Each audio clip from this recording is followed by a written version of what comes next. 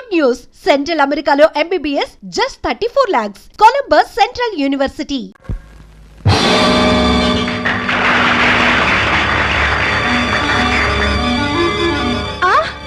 నా నెక్లెస్ ఏంటండి ఏమైంది? నా నెక్లెస్ ఎవరో దొంగిలించారండి. నెక్లెస్ దొంగిలించారా? ఇప్పుడే ఎవరో కాచేశారు. కానిస్టేబుల్స్, వెంటనే థియేటర్ తలుపులన్నీ మూసివేయండి. ఆ అనుమతి లేనిదే ఎవరిని బయటికి వెళ్ళనివ్వద్దు. మహారాణి గారి డైమండ్ నెక్లెస్ పోయిందట. మీ అందరినీ సోదా చేయవలసి వచ్చినందుకు నేనెంతో విచారిస్తున్నాను. Please don't move. సారీ, తప్పనిసరిగా అందరినీ చెక్ చేయాల్సి వచ్చింది. ఇట్స్ ఆల్ రైట్, మీ డ్యూటీ మీరు చేయండి.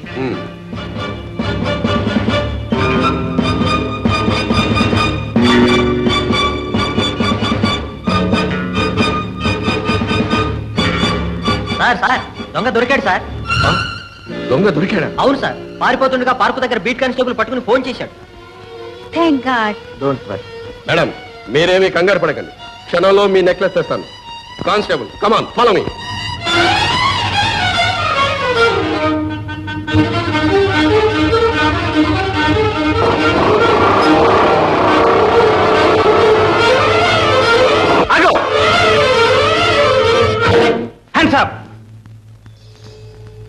ఆ జేబులో ఉన్న నెక్లెస్ బయటికి తీ. నెక్లెసా? నా దగ్గర ఎక్కడుంది? ఉంది, తీ బయటికి. క్విక్.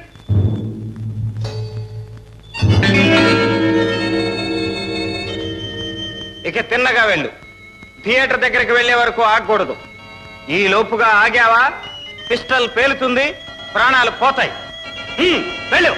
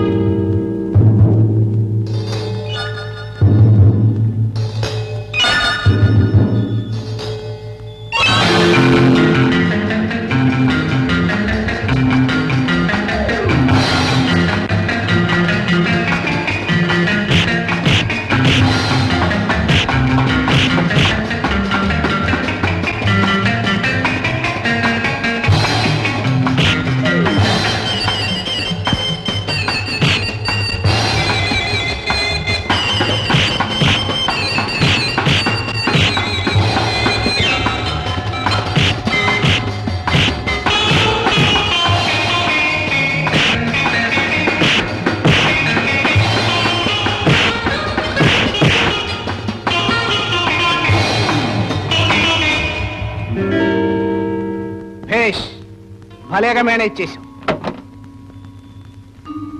దొంగ చేతికి తాళాలు ఇచ్చినట్టు నెక్లెస్ కొట్టేసి కమిషనర్ జేబులో వేసి థియేటర్ నుండి బయటికి రప్పించాం. మా వాళ్ళు ఓడిపోవటం ఇదే మొదటిసారి. అందుకు నేను మెచ్చుకుంటున్నాను.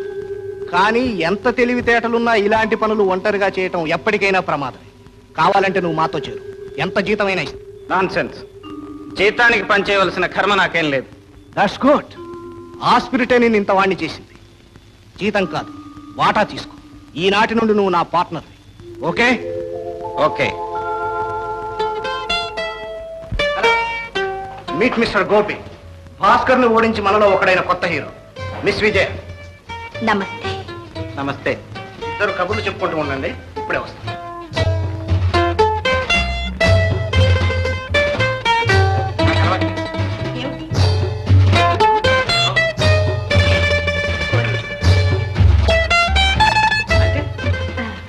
కొత్త చోటుకు వచ్చినప్పుడు కొత్త అలవాటు నేర్చుకోవాలి. కమాన్.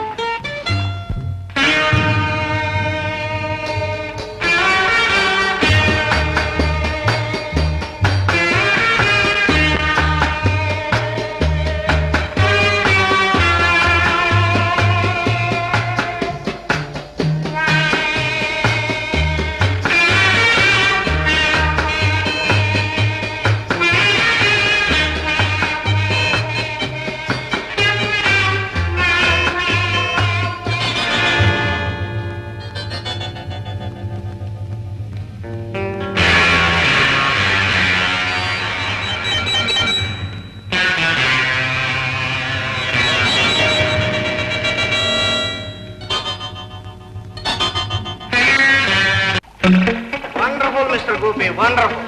ప్లాన్ అంటే అలా ఉండాలి. తెల్లవారేసరికి బ్రహ్మాండమైన బ్యాంకు దోపిడీ అనే పేపర్లన్నీ కోసి పెడుతూ ఉంటాయి. పోలీసులు బెంబేలెత్తిపోతూ ఉంటారు. ఓకే, 12 గంటలకల్లా అందరూ రెడీగా ఉండాలి. గోపి చెప్పినట్టు వినాలి. Okay boss. Cheers. All the best.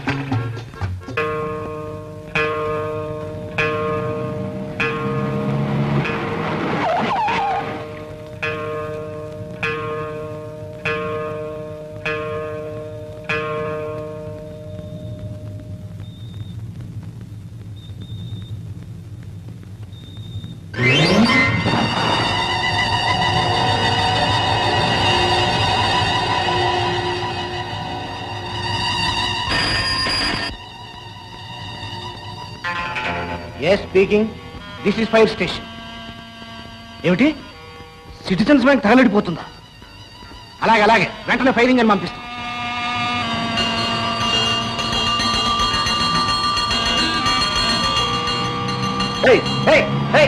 ఎవరది?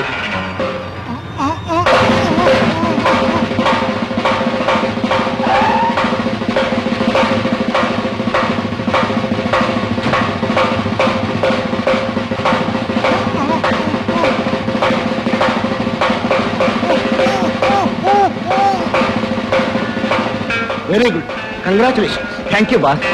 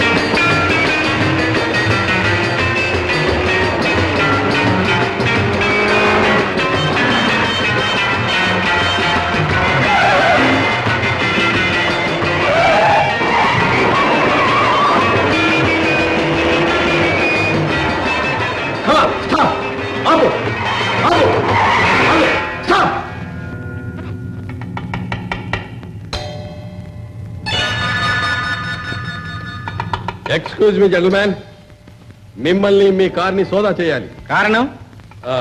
అనుమానం. అనవసరంగా పెద్ద మనుషులను అనుమానించకండి. మిస్టర్, ఏ ఆధారం లేకుండా సోదా చేసే అధికారం మాకుందని మీరు తెలుసుకోవాలి. అందువల్ల మాకు జరిగే కష్ట నష్టాలకు మీరే బాధ్యులవుతారు. డజంట్ మ్యాటర్, వాళ్ళ డ్యూటీ వాళ్ళని చేసుకునివ్వండి. Come on, carry on. Thank you. Constable, ticket check చేయి. Come on, pick. ప్లీజ్.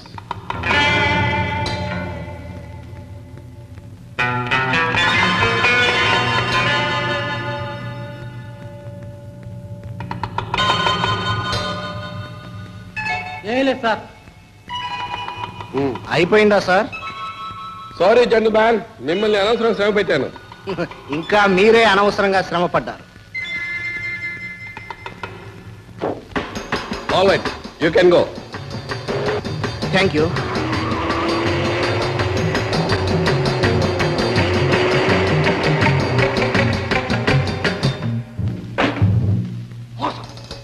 ద్రోహం. మనలోనే ఎవడో సిఐడి ఉన్నాడు. కనీసం పోలీసులతో లాలూచి పడ్డ మనిషి ఉన్నాడు. లేకపోతే మనం బ్యాంకు దోచిన 10 నిమిషాలు కమిషనర్ మన కారునే ఫాలో చేసి ఎందుకు సోదా చేస్తాడు? ఎవడు వాడు? చెప్పండి. మర్యాదగా బయటపడ్డారా సరే, లేదా ఎలా కనిపెట్టాలో ఏం చేయాలో నాకు తెలుసు. Come on. 5 నిమిషాల టైం ఇస్తున్నాం. సార్, మేమంతా పాతవాళ్ళం. మీ దగ్గర చాలా కాలంగా ఉంటున్నాం. మా గురించి మీకు బాగా తెలుసు. కొత్తగా చేరింది గోపి ఒక్కడే. ఏ కొత్తవాడే చేయాలా? పాతవాళ్ళు చేయకూడదా? భాస్కర్ కనిపించడం లేదు, అతను ఎందుకు చేసి ఉండకూడదు? మిస్టర్, భాస్కర్ గురించి నువ్వు మాకు చెప్పక్కర్లేదు. అతను ప్రాణం పోయినా ద్రోహం చేయి. రుజువేంటి? కమా. Thank you. గోపి, ఇలాంటి ద్రోహం ఏదైనా జరగవచ్చుననే అనుమానంతో అసలు పెట్టెను ముందే భాస్కర్ ద్వారా దాటించేశాను. అది సురక్షితంగా చేరింది. ఇప్పుడేమంటావు? భాస్కర్ నిజాయితీని ఒప్పుకుంటావా? ఏమిటి సార్ ఇతను నన్ను అనుమానిస్తున్నాడే? నా సంగతి ఇతనికి తెలియకపోయినా ఇతని సంగతి నాకు బాగా తెలుసు. ఏం తెలుసు? ఏం తెలుసా? మాలో ఒకటిగా ఉంటూ మమ్మల్ని నమ్మించి తడిగుడ్డతో గొంతు కాయాలని చూస్తున్నావు. నిజం చెప్పు. ఆగండి.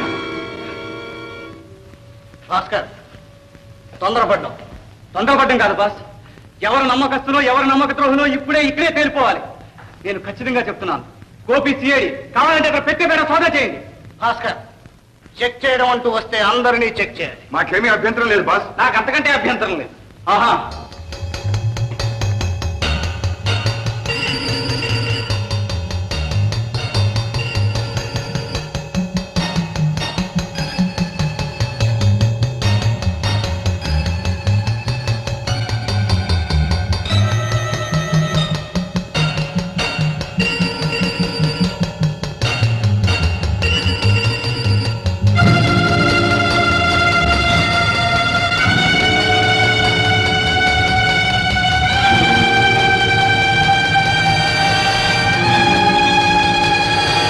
ద్రోహం బాబు. CID identification card.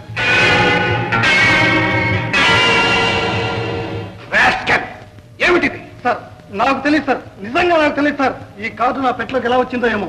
తెలీదు? త్వరలోనే తెలుస్తుంది. వీడిని తీసుకెళ్లి దండన పారేయండి. మిస్టర్ గోపి, నిప్పొక చోట పొగొక చోట అయింది. I'm very sorry. భాస్కర్, నువ్వు గోపిని అనుమానించడం చాలా పొరపాటు. It's all right. జరిగింది ఏదో జరిగింది, అంతా మర్చిపోండి. కమాన్, బీ ఫ్రెండ్స్. భాస్కర్కి స్పృహ వస్తే మన గుట్టు బయటపడుతుంది. ఏం పర్వాలేదు బాస్. దానికంతా నేను ఎప్పుడో ప్లాన్ వేసేసాను. భాస్కర్కి స్పృహ రాకముందే హాస్పిటల్ నుంచి మాయం చేసేయాలి. హాస్పిటల్ నుంచా? అవును, కానీ అది నా ఒక్కడి వల్ల కాదు. నాతో పాటు మన వాళ్ళందరూ సహకరిస్తే. ఓఎస్, ప్లాన్ మాత్రం పకడ్బందీగా జరిపించడం నీ బాధ్యత. అదంతా నాకు వదిలేయండి. ఈ రాత్రికే మన ప్లాన్. అందరూ రెడీగా ఉండాలి. ఎస్, నేను రెడీ. మన వాళ్ళందరికీ చెప్పి అన్ని ఏర్పాట్లు చేయి. Okay? Okay.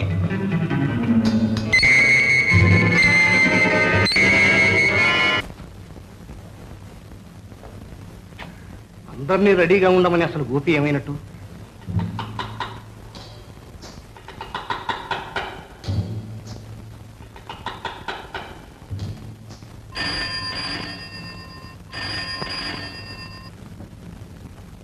Hello hello. Yes, speaking. Hello boss, నేను గోపి మాట్లాడుతున్నాను. హాస్పిటల్ దగ్గర నుంచి అంతా రెడీ చేశాను. మన వాళ్ళందరినీ తీసుకుని వెంటనే వచ్చేయండి. Okay okay boss. అలాగే అలాగే. గోపి ఎక్కడే ఉన్నాడు? కమాన్, లెట్స్ గో.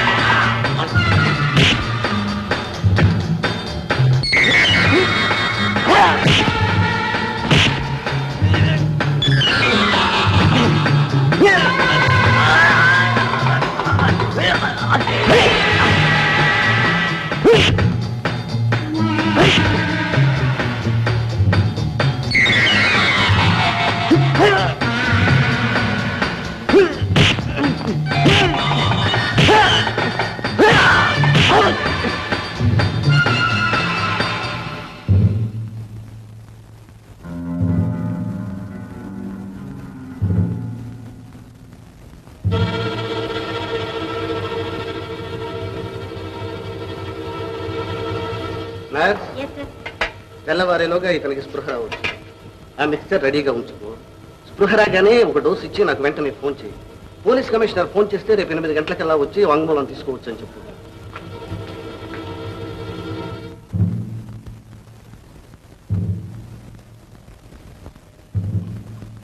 పెద్ద డాక్టర్ గారు నిన్ను అర్జెంట్గా రమ్మంటున్నారు. ఈ మిక్స్చర్ నేను రెడీ చేస్తాను, నువ్వు వెళ్ళు.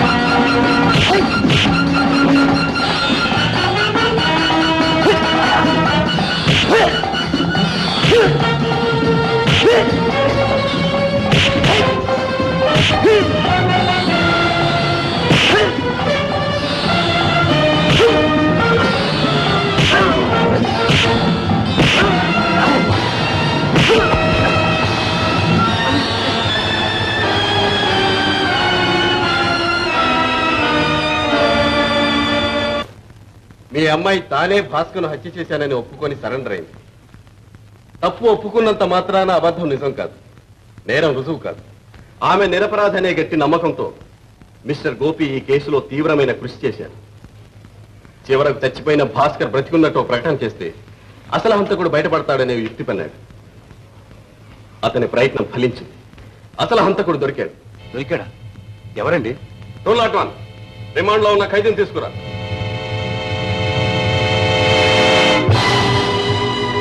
యాదయ్య, నువ్వా? నువ్వేమిటి హత్య చేయడం ఏమిటి? ఏమిట్రా ఇదంతా? నిజం బాబు, నేనే ఆడుకుని చేసి ఆ దుర్మార్గుడు భాస్కర్ నా చెల్లెల జీవితంతో ఆడుకు వాడే సర్వస్వం నమ్మి ఆమె తల్లి కాబోతుందని తెలిసి మోసం చేసి ఊరు విడిచి పారిపోయాడు. ఆ అవమానం భరించలేక నా చెల్లెలు ఆత్మహత్య చేసుకుంది. అప్పటి నుంచి ఆ భాస్కర్ కోసం వెంటాడుతున్నాను, కానీ కనపడలేదు. ఒకరోజు మీరు ఫోటో ఇచ్చి పొయ్యిలో పారాయమన్నారు. అప్పుడు అర్థమైంది, చిన్నమ్మ గారు కూడా వాడి చేతిలో పడి నాశనం అయిపోతారని భయపడ్డాను. వాడిని ఒక్కంట కనిపెడుతూనే ఉన్నాను. సమయం కోసం ఎదురు చూశాను. ఆ రోజు రాత్రి నేను సినిమా నుంచి వస్తుంటే ఏమిటి ఆవేశం? అందాన్ని చూసి ఆవేశపడకుండా ఉండడానికి నేనేం ప్రేమ పూజారిని కాను. అయితే నువ్వు కోరేదేమిటి? నన్ను నా అందానేనా? అవును, అందాన్ని పొందాలి, ఆస్వాదించాలి, అనుభవించాలి. పెళ్ళయ్యాక నన్ను ముట్టుకోవడానికి వీలేదు. ముట్టుకోవడం కాదు,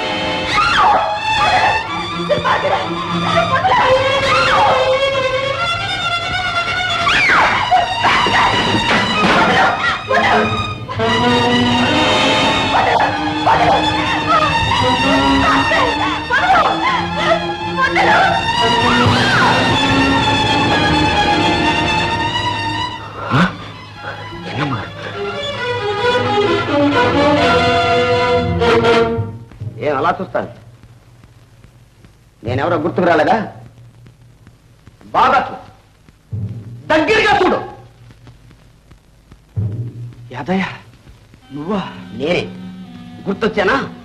నన్నే కాదు, నువ్వు చేసిన ఘోరాలనే కూడా ఒక్క మాట గుర్తు తెచ్చు. దుర్మార్గుడు, ఎన్ని జీవితాలు ఇంకా నాశనం చేద్దాం అనుకుంటున్నావు? అన్యం పుణ్యం ఎరుగని ఎందరు కన్నె పిల్లల్ని ఇలా వంచాలనుకుంటాం. ఎన్ని పసి పువ్వుల్ని కాలరాచి పారేయాలనుకుంటాం. యాదయ్య, యాదయ్య, ఏదో ఎరక్క జరిగిపోయింది. ఎవరిని ఎరక్క? నిన్ను ఎరక్క నమ్మింది నా చెల్లెలు. నిన్ను ప్రాణానికి ప్రాణంగా ప్రేమించింది, ఆఖరికి ప్రాణాలే బలిచ్చింది. ఆ ఉసురు ఊరికే పోతుంది అనుకున్నావా? ఆ కసి ఊరికే విడుస్తుంది అనుకున్నావా? ఆ నాటి నుంచి ఈ నాటి వరకు నేను వెంటాడుతూనే ఉన్నాను. యాదయ్య, ఇప్పుడు ఏం చేయాలని? ఏం చేయాలనా? నీ రక్తం కళ్ళ చూడాలని, నిన్ను నా చెల్లెలున్న లోకానికి పంపించాలని.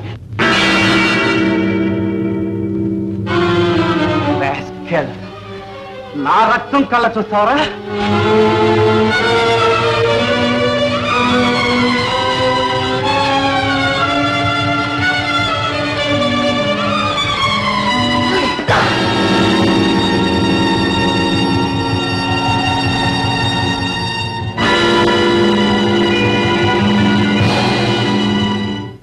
అలా వాడి కత్తికి వాడే బలైపోయాడు. నా చేతులారా నేను చంపకపోయినా నా కసి తీరింది. ఇక మీరే శిక్ష విధించినా నేను సిద్ధంగా ఉన్నా. హోషయ్య గారు, ఇప్పుడేమంటారు? నిప్పు ఒక చోట, పొగ ఒక చోట. నేరం ఒకరిది, శిక్ష మరొకరిది. ఇలాగే మా నాన్నగారి విషయంలో కూడా ఎందుకు జరిగి ఉండకూడదు? జరిగుండొచ్చు. జరిగిందని రుజువు చేస్తే మీరేం చేస్తారు? పశ్చాత్తాపడతాం. కానీ మా అమ్మగారి పసుపు కుంకుమ మాత్రం తిప్పివ్వలేరుగా. పోనివ్వండి. కానిస్టేబుల్, హోషయ్య గారు, ఎవరో మీకు తెలుసా? రంగనాథం, మా అబ్బాయి ప్రాణ స్నేహితుడు. ప్రాణ స్నేహితుడు కాదు, ప్రాణాలు తీసిన స్నేహితుడు. చెప్పలేదాం? అవును, నేనే. మీ అబ్బాయిని ఖూనీ చేసి నగలు కాజేసింది నేనే. నువ్వా? అవును బాబు, నేను చేసిన ఖూనీ మీ అల్లుడి మీదుగా పోయింది. నేను తప్పించుకున్నాను. ఆ తర్వాత ఎన్నో దోపిడీలు, దొంగతనాలు చేశాను. చివరకు ప్రాణ స్నేహితుడు చేసిన ద్రోహం పండి నా ఆట కట్టింది. ఆయన కొడుకు గోపి చేతుల్లో పట్టుపట్టాను. గోపి, అమ్మ అనురాధ, అత్తయ్య, యాదయ్య. రాధ, నిజం నిరూపించడానికి నిర్దయగా ప్రవర్తించి నిన్ను బాధ పెట్టాను. నన్ను క్షమించు. లేదు గోపి, నేనే నిన్ను అపార్థం చేసుకున్నాను. నువ్వే నన్ను క్షమించాలి. గోపి, మీరందరూ నన్ను క్షమించాలయ్యా. గోపి, సాధించావయ్యా. ద్వేషంతో విడిపోయిన ఈ 2 కుటుంబాలను ప్రేమతో కలిపాం. నాన్న, అమ్మా, జరిగిందేదో జరిగిపోయింది. ఇన్నేళ్లు ఆరదిక్కు లేకుండా ఉందాయి. నువ్వు మళ్ళీ వచ్చి నీ పుట్టినింటినే రాధకు అత్తవారింటిని చెయ్యి.